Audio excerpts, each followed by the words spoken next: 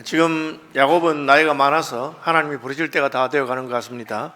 그 이유는 오늘 본문 앞에 있는 47장에 보면 야곱의 나이가 147세가 되었는데 요셉을 불러서 유언을 하는 것을 알 수가 있습니다.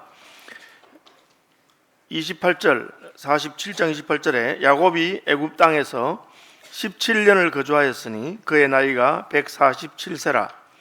이스라엘이 죽을 날이 가까우매 그의 아들 요셉을 불러 그에게 이르되, 이렇게 되어 있습니다. 야곱은 자기 죽을 날이 가까워서 요셉을 불러서 유언을 하는데 자기 허벅지 아래, 환도뼈 아래에 손을 넣고 맹세하게 하기를, 내가 죽으면 나를 애굽에다가 장사 지내지 말아라. 애굽은 그 피라미드가 있잖아요. 그렇게 고관대작들, 왕들 그렇게 하는데 그렇게 하지 말고 나를 가나안 땅, 하나님이 약속하신 언약의 땅에다가 장사하면 좋겠다. 그렇게 유언을 합니다. 그러니까 요셉은 그 말을 듣고 아버지가 이제 늙으시고 세상을 떠날 때가 왔구나. 그렇게 해서 요셉이 아버지에게 도우미를 붙입니다. 아버지를 보고 혹시라도 위도 가시거나 하면 내게 연락해라. 그래서 48장입니다. 이루에 어떤 사람이 요셉에게 말하기를 내 아버지가 병들었다 하므로, 그렇게 이제 아버지가 병이 들어서 돌아가실 때가 다가왔습니다. 그래서 요셉은 아버지에게 병문안을 가는데 그냥 가는 것이 아니고 그의 두 아들 므낫세와 에브라임과 함께 가게 됩니다. 요셉이 왜 아버지가 병들었다는 말을 듣고 형들하고 가는 게 아니고 자기의 아들 둘을 데리고 갔을까요? 요셉은 개인적으로는 성공했다고 할 수 있습니다. 그는 믿음을 지켰고 애굽의 총리가 되고 또 흉년을 잘 다스렸습니다. 그리고 흉년 동안에 자기의 가족들을 불러서 같이 이렇게 살 수 있는 거처도 마련해주고 그렇게 했습니다. 출세한 것이죠. 그리고 아버지도 다시 만나고 여러 가지로 성공했는데 요셉에게도 하나 마음에 늘 걸리는 게 있습니다. 그것은 자기가 애굽에서 낳은 두 아들입니다. 왜냐하면 애굽에서의 결혼은 아버지의 허락을 받고 부모님이 축복해주고 정한 그런 결혼이 아니었습니다. 그 애굽에서 처음에는 종노릇하고 살아남기에 바빴고 총리가 된 이후에는 풍년과 흉년 동안에 곡식을 준비하고 하는 그 일에 너무 바빠서 아버지 생각을 못했습니다. 그런데 바로가 그에게 애굽 땅 제사장의 딸을 중매를 했습니다. 그래서 애굽의 제사장의 딸과 결혼하게 됐습니다. 다시 말하면 다른 종교를 가진 그런 가문의 여인을 아내로 얻게 된 것이죠. 그리고 두 아들을 얻었습니다. 그러다가 이제 흉년이 들어서 형들이 오고 아버지를 만나게 됐습니다. 그때부터 이제 요셉의 마음에는 좀 진지한 마음이 있습니다. 내가 다른 건 다 이제 믿음을 따라 하고 했는데 결혼은 아버지가 허락을 받지 못했구나. 아버지가 결혼하는 문제도 삼촌이 있잖아요. 큰아버지가 에서인데 에서가 가나안 땅의 여인들과 결혼하는 것 때문에 그 할머니 리브가가 내가 못 살겠다. 내 아들이 이방 여인하고 결혼해서 참 못 살겠다. 그래서 둘째인 야곱은 내 고향에 가서 며느리를 보면 좋겠다. 그 핑계를 대고 야곱이 바다나람에 가서 외삼촌의 두 딸과 결혼하고 그렇게 된 것입니다. 요셉은 그 스토리를 알고 있기 때문에 자기가 아버지의 허락을 받지 않고 결혼한 것에 대해서 마음이 늘 걸려했습니다. 할아버지도 마찬가지죠. 할아버지 이삭도 결혼할 때 바다나람에서 그 리브가를 데리고 오는 그 나이 든 종이 리브가를 데리고 오는 그 믿음의 그 스토리가 성경에 기록되어 있고 하니까 그런 이야기에 대해서 이제 전해 들었을 것입니다. 그래서 아버지에게 이 손주들을 데리고 가서 아버지에게 축복을 받으면 참 좋겠다. 그런 생각을 했습니다. 요셉 자신은 이미 충분히 축복을 받았다고 생각할 수 있습니다. 자기는 믿음을 따라 살고 성공했습니다. 그리고 총리가 되었고 그리고 부자가 됐고 자기의 가족들 전부를 요셉이 먹여 살릴 만큼 그렇게 된 것입니다. 그런데 자기 스스로 생각할 때 나는 이제 이만하면 됐다. 아마 여기 계시는 분들 가운데서도 부모님들은 그런 생각할 겁니다. 나는 이만하면 하나님께 복도 많이 받았고 이만하면 나는 뭐 더 여한이 없다. 내가 여기서 뭐 더 부자가 되거나 혹은 더 높은 자리에 올라가거나 그런 욕심은 없는데 내 자식들은 하나님 앞에 복을 받았으면 좋겠다. 너무나 당연하고 자연스러운 그런 생각입니다. 그래서 아버지에게 가서 내 두 아들을 아버지가 축복해달라고 그렇게 말해야 되겠다. 그렇게 생각하고 아버지에게 간 겁니다. 10절에 보시면 이스라엘이 눈이 나이로 말미암아 어두워서 보지 못하더라. 이때 벌써 눈이 어두워졌습니다. 나이가 들어서 눈이 어두워지죠. 나이가 들면 아무래도 시력이 떨어지기 시작합니다. 저도 눈이 참 좋았는데 이제는 돋보기를 쓰지 않으면 책을 볼 수 없는 그런 자리까지 왔습니다. 근데 더 나이가 들면 이제는 이제 어두워지겠죠. 야곱의 아버지 이삭도 나이가 들어서 큰 아들인지 둘째 아들인지 구별하지 못하고 속아서 둘째 아들에게 큰 아들인 줄 알고 축복 기도를 한 적이 있을 정도입니다. 그런데 이 병든 아버지가 병이 들었다 하니까 이제 요셉이 아들 둘을 데리고 왔습니다. 그 요셉이 아마 아버지를 돌보라고 했던 그 도우미가 이제 야곱에게 말합니다. 아드님이 오셨습니다. 내 아들 요셉이 내게 왔다 하며 이스라엘이 힘을 내어 침상에 앉아. 이 말이 뭡니까? 이제 앉아 있는 것도 힘들다는 거죠. 누워 있다가 아들이 왔다는 말을 듣고는 힘을 내서 침대에 앉았습니다. 그리고는 이제 아들이 왔다는 말을 듣고는 아버지가 먼저 말을 하기 시작합니다. 아들이 무슨 말하기 전에 먼저 말합니다. 뭘 말하냐면 아들이 왜 왔는지를 야곱이 알고 있다는 것을 말합니다. 3절 보시면 요셉에게 이르되 이전에 가나안 땅 루스에서 전능하신 하나님이 내게 나타나사 복을 주며. 이게 무슨 말이냐?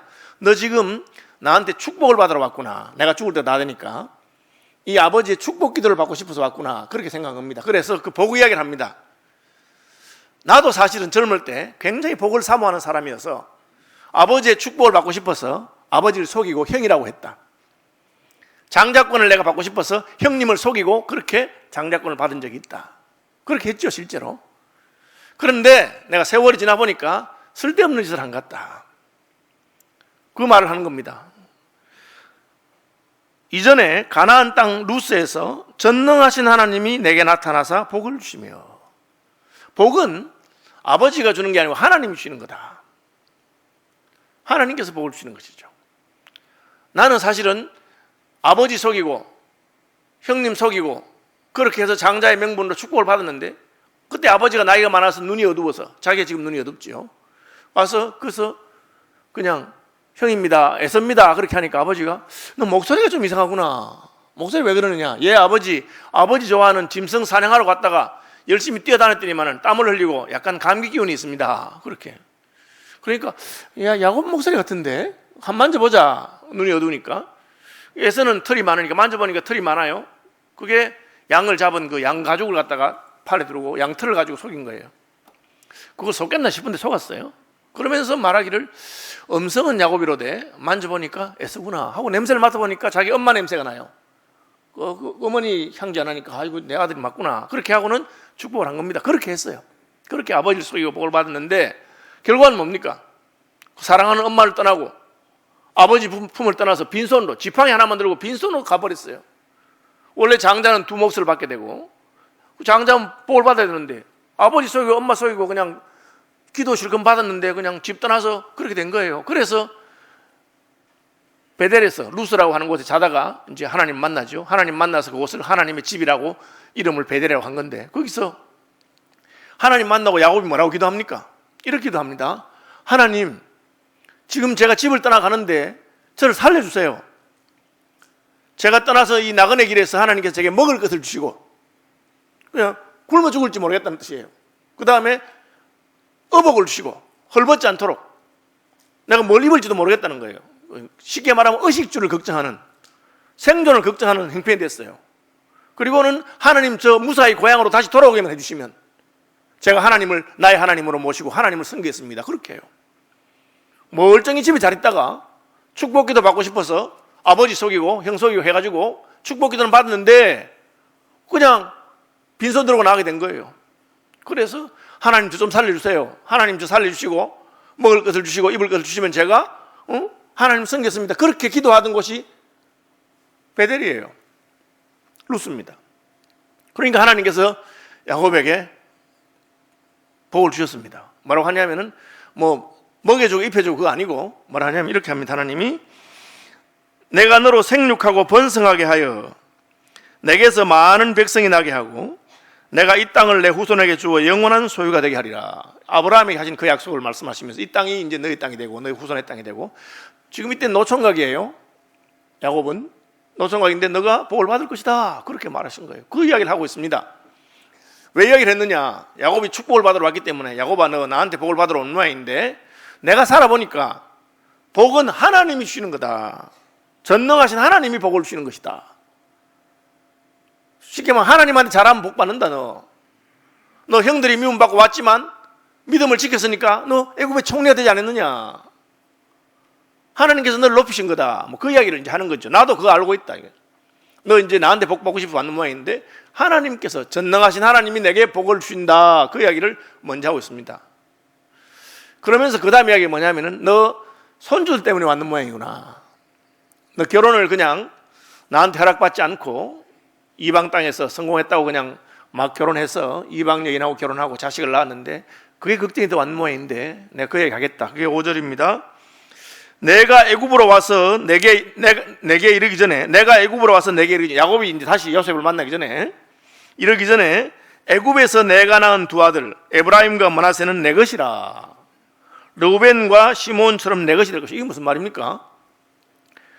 지금 너 손주들이 이방 결혼하고 불신 결혼하고 자식을 낳아서 얘들이 하나님의 약속의 복을 받겠는가 걱정이 되는 모양인데 내가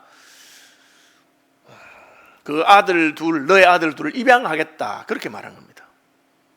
여러분이 친척 간에 입양하는 수가 있어요. 큰 집에서 자식이 없고 둘째 집 자식은 입양하기도 합니다. 그렇죠?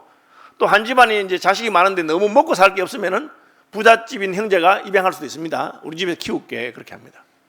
그런데 지금 야곱에게 만약에 아주 어린 동생이 있는데 요셉이 동생이 있는데 야곱이 죽을 때가 다 됐으면 요셉을 부르다가 동생이지만 아들같이 키워라. 네가 책임져라. 그렇게 할 수 있습니다. 요셉이 야곱의 어린 아들이 있으면 입양하는 것은 이해가 됩니다. 그런데 야곱은 죽을 때가 다 됐어요. 그리고 요셉은 지금 성공한 총리입니다. 요셉의 아들을 야곱이 입양하는 것은 일반적으로는 안 맞아요. 그런데 왜 야곱이 요셉의 아들을 입양한다고 합니까? 야곱이 요셉의 마음을 알았다는 거죠.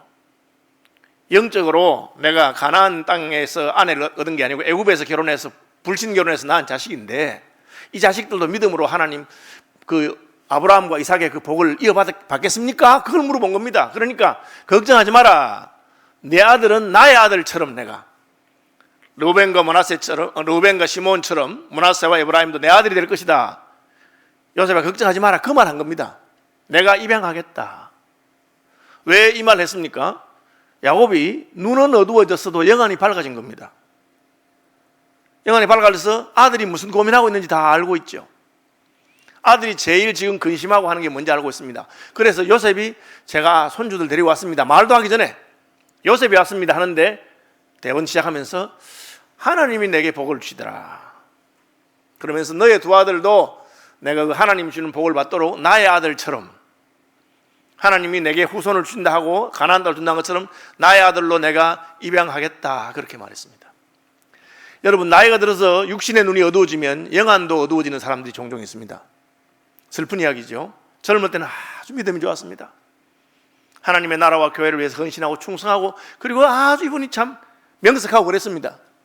나이가 들어지면서 그 명석함이 흐려지더니만은 이제 영안도 흐려져서 욕심만 남는다든지 세상 걱정만 한다든지 그런 분들이 혹 있습니다. 슬픈 이야기죠. 제가 뭐 다른 걸 얘기하는 게 저는 목사니까 우리 목사들 간에도 그런 분들이 있습니다. 참 젊은 시절에 저분이 믿음의 사람이고 하나님 말씀대로 살고 그렇게 증거했는데 나이가 드니까 이제는 무슨 돈 욕심, 세상 걱정, 염려 뭐 그런 거 이야기를 하는 그런 사람들이 있습니다. 슬픈 이야기죠. 그런데 야곱은 그렇지 않았습니다. 젊은 시절에는 욕심이 많았습니다. 젊은 시절에는 어떻게든 형도 속이고 아버지 속이고 외삼촌도 속이고 뭐 수단과 방법을 가리지 않고 했는데 이제 야복 강가에서 하나님 만나서 하나님과 씨름하고 하나님한테 싸운 이후로 그때부터 깨달음이 있어서 달라지기 시작했습니다. 그리고 디나 사건 그런 참 슬픈 이야기를 듣고 자기 아들 요셉이 죽었다는 이야기를 듣고 그러면서 이제 은혜의 깊은 자리로 들어가게 되고 신령해졌습니다. 눈이 어두워졌지만 요셉이 왔다는 말 듣자마자 자식 때문에 왔구나 그렇게 알고는 그렇게 말해줍니다. 요셉아 걱정하지 말아라. 너의 두 아들도 나의 아들이 되어서 하나님의 언약의 복을 얻을 것이고 하나님께서 전능하신 하나님께서 내게 이미 복을 주셔서 가나안 땅을 준다고 하셨고 그리고 많은 후손을 준다고 하셨다. 그렇게 하고 보니까 요셉이 혼자가 아니에요. 눈이 어두워서 몰랐는데 보니까 웬 청년들이 둘이 있어요. 이게 지금 가나안 땅에 온 지 17년이 지났으니까 야곱이 오기 전에 낳은 아들이 했으니까 최소한 막내가 17살, 18살, 뭐 큰 놈은 20살쯤 되고 덩치가 있는 그런 친구들이 둘이 있는 거. 얘들 누구냐 하니까 요셉이 아버지 방금 말씀하신, 아버지가 입양한다고 하신 그 제가 낳은 아들 둘, 므낫세, 에브라임입니다. 그러니까 야곱이 데리고 오너라, 내가 축복해 줄게. 그들을 데리고 내 앞으로 나오라. 내가 그들에게 축복하리라. 이스라엘이 눈이 나이로 말미암아 어두워서 보지 못하더라.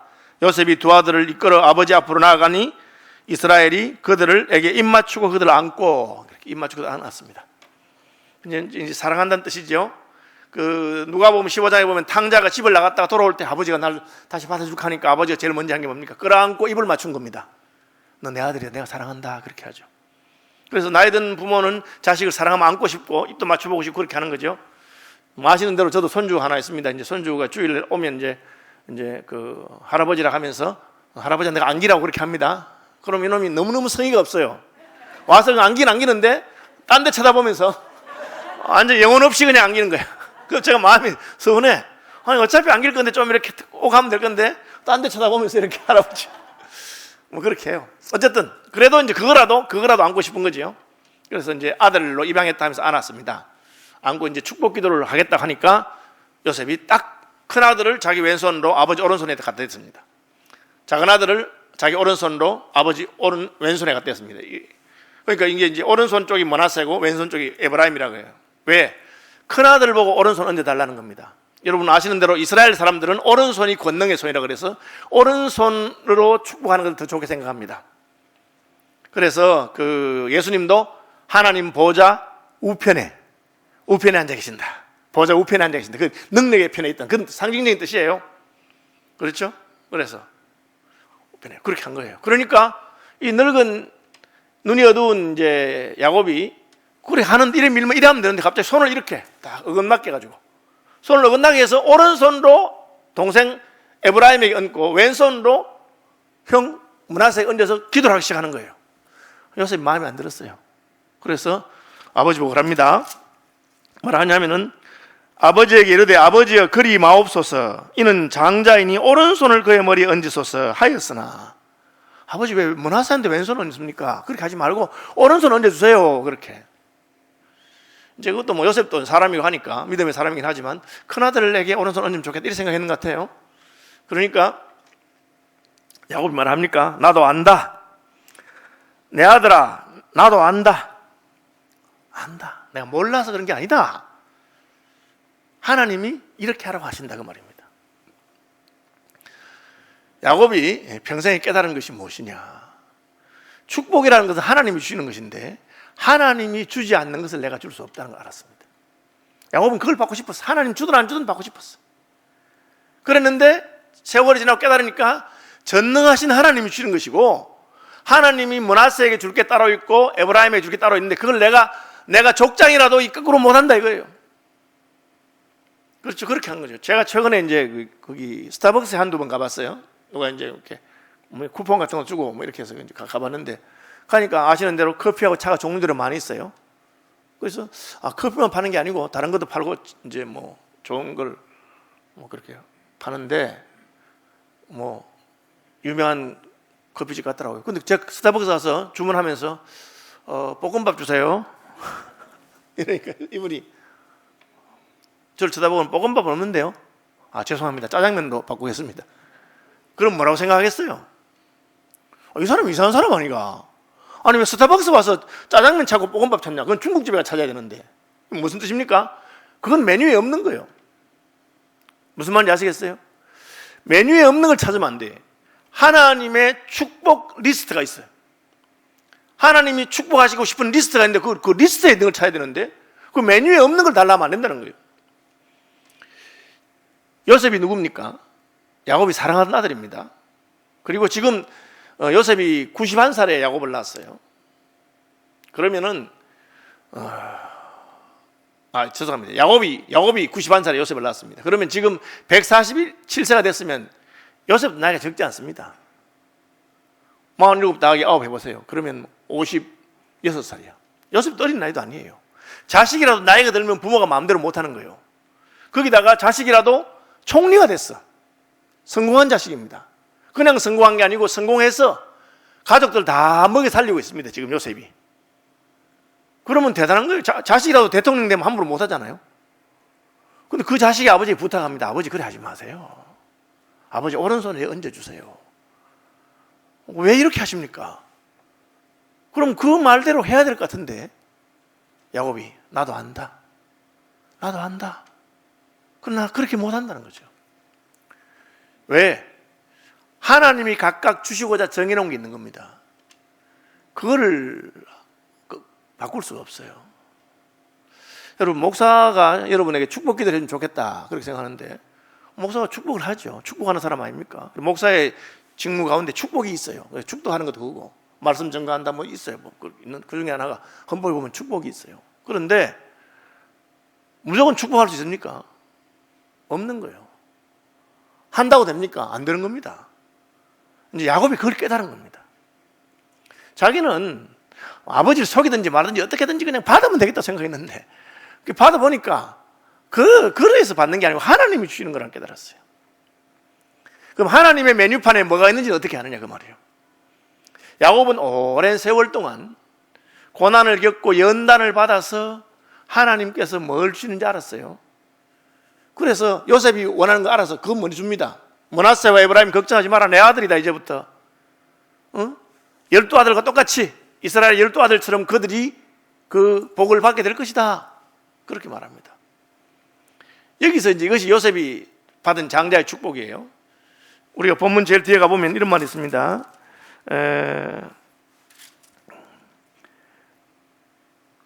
22절 내가 내게 내 형제보다 세겜 땅을 더 주었나니, 요 세겜이라고 되어 있는 히브리어를 그대로 직역한 거고, 세겜이란 말 그 난회주에 보면 또는 한 몫을 나오고 한 몫. 세겜이란 말이 몫이라고 하는 뜻입니다. 내가 내 형제보다 너에게 한 몫을 더 줬다. 이게 장자라는 뜻입니다. 이스라엘의 장자는 한 몫을 더 받습니다. 우리나라도 옛날엔 그랬어요. 옛날에는 자식들에게 나눠줄 때 아들 예를 들면 큰 아들은 호주 상속하면 한 몫을 더 받습니다. 예, 형제가 셋이면 네 몫으로 나누어서 큰 아들은 두 몫을 준다는 뜻이에요. 이게 이제 그 요셉이 장자권을 계승했다고 볼 수 있는 그런 두 몫을 받았기 때문에. 그런데 그 어떻게 두 몫 받느냐? 요셉의 두 아들을 입양해서 아들마다 한 몫씩 한 지파가 되잖아요. 그래서 요셉은 두 지파가 되는 거예요.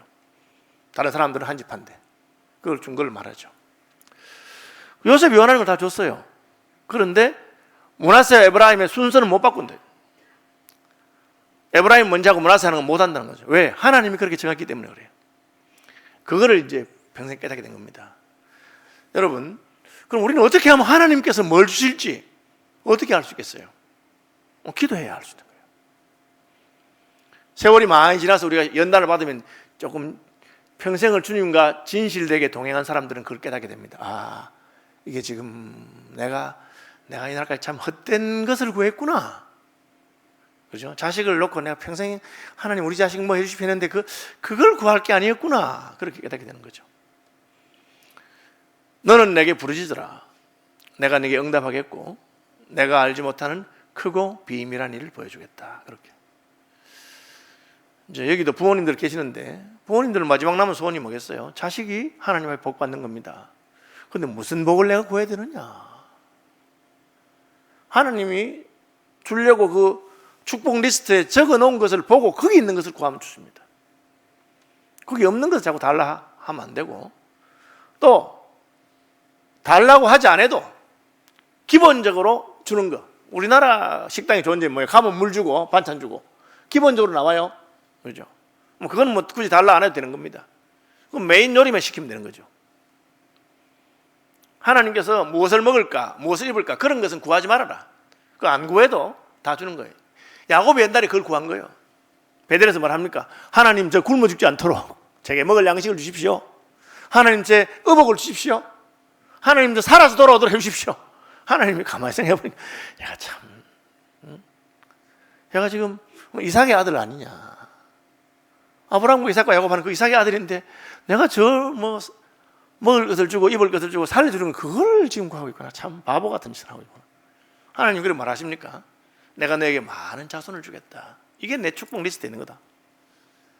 실제로 야곱은 12아들이 전부 다 12지파가 되는 복을 받았죠. 그렇죠.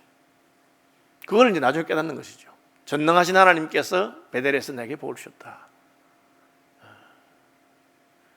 하나님이 주시는 복은 우리의 구원이라든지 그런 복이 있습니다. 그죠? 그 복이 있습니다. 아브라함에게도 자식이 하나만 있은 거 아니에요, 사실은. 이삭은 사라가 난 자식이지만 그 전에 이스마엘이 있었고 또 나중에도 그두라라고 하는 후처를 구해서 자녀들이 많아요, 사실은. 이삭도 야곱만 있는 게 에서가 있습니다. 그렇죠? 근데 이제 그